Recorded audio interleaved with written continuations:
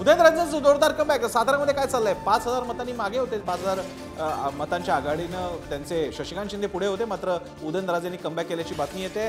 7,000 मतांनी आता उदयनराजे आघाडीवर आहेत. नवनीत राणा 11,000 मतांनी आघाडीवर आहे. ग्रॅज्युअल वाटचाल चाललेली आहे नवनीत राणांची. आणि उदयनराजे यांचं कमबॅक आता कुठल्या भागातली मतमोजणी सुरू आहे ते सुद्धा आपल्याला बघायला लागेल.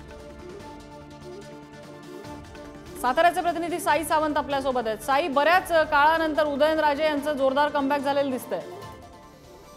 कितवी फेरी सुरू आहे सध्या?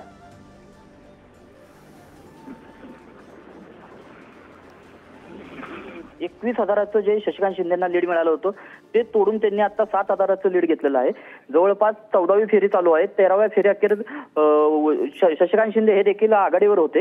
मात्र आता अशी माहिती समजते की वाई खंडाळा महाबळेश्वरचं वोटिंग काउंटिंग चालू आहे.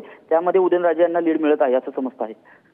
आणि इथून पुढे जे मतदान होणार आहे ते जे पॉकेट्स आहेत ते शशिकांत शिंदेंचे समजायचे की उदयनराजेंचे? काय साधारण अंदाज?